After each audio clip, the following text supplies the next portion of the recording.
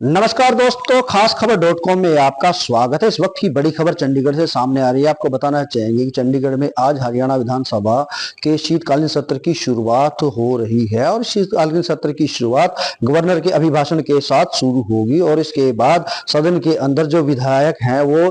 अभिभाषण पर चर्चा करेंगे और कल मुख्यमंत्री नायब सैनी इस अभिभाषण पर सदन में जवाब देंगे। आपको बताना चाहेंगे कि इसके अलावा सरकार इस सत्र के अंदर कई महत्वपूर्ण विधेयक बिल लेकर आएगी और जो सबसे महत्वपूर्ण विधेयक है वो कहीं ना कहीं जॉब सिक्योरिटी बिल है, जिसे पूरा हरियाणा लगातार निगाह लगाए हुए है, क्योंकि जिस तरह से हरियाणा के अंदर 1,20,000 अस्थायी कर्मचारी हैं, उसको लेकर मुख्यमंत्री नायब सैनी ने कैबिनेट के अंदर एक अध्यादेश पारित किया था और विधानसभा चुनाव के बाद इस अध्यादेश को कहीं ना कहीं अब वो सदन में लेकर आ रही है। इस अध्यादेश के अंदर वो ऐसे कर्मचारी शामिल हैं जिनका वेतन 50,000 रुपए तक का है और जिनको 15 अगस्त 2024 को प्रदेश के अंदर 5 साल जॉब करते हो गए, उन ऐसे वो तमाम कर्मचारी शामिल हैं। लेकिन जिस तरह से सूत्र जानकारी दे रहे हैं कि इस अध्यादेश के अंदर वो शर्त अब हटा दी जाएगी, 50,000 जो वेतन कर्मचारी ले रहे हैं उसको हटा दिया जाएगा, उसको बढ़ा दिया जाएगा, क्योंकि जो 50,000 से कम वेतन ले रहे हैं अब उस कर्मचारियों को भी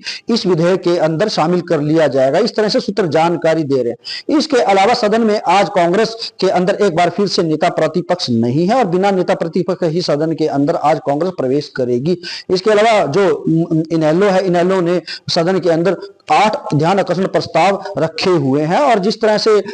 जो सरकार है, सरकार पूरी मजबूती के साथ सदन में आ रही है, वहीं विपक्ष भी लगातार सरकार को घेरने में कोई कोर कसर नहीं छोड़ रहा है, क्योंकि ऐसे वो तमाम मुद्दे हैं जिस पर सरकार को विपक्ष घेरने के अंदर कहीं ना कहीं रणनीति बनाया हुआ है। वो तमाम ऐसे वो जो मुद्दे हैं जो कि हरियाणा के अंदर इस टाइम गरमाए हुए हैं, उनमें सबसे पहला मुद्दा है जो डीएपी खाद का मुद्दा है। इसके अलावा कहीं ना कहीं जो फसल अवशेष जलाने पर किसानों के खिलाफ मामले दर्ज हो रहे हैं और उसको वो भी पूरी तरह गरमाया और विपक्ष लगातार सरकार पर इस मुद्दों को लेकर आक्रामक है। वहीं एमएसपी खरीद पर भी कहीं ना कहीं सरकार को घेरने के लिए जो विपक्ष है रणनीति बनाए हुए है और इसके साथ साथ जो कानून व्यवस्था है उस पर भी जो विपक्ष लगातार प्रश्न मार्क लगा रहा है सरकार की कार्य प्रणाली पर और कहीं ना कहीं वो सरकार को घेरने के लिए इस पूरी जो सत्र के अंदर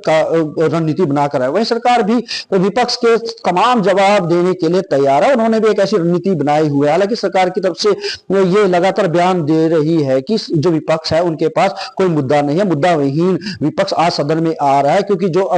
विपक्ष अभी तक नेता प्रतिपक्ष नहीं चुन पाए वो सदन में क्या कार्रवाई करेंगी। इसके साथ साथ सदन में देखने वाली बात यह भी होगी कि जिस तरह से जो नेता प्रतिपक्ष के बिना क्या जो सदन की जो कार्रवाई है कांग्रेस की तरफ से वो कौन करेगा। अश्विनी कुमार, चंडीगढ़।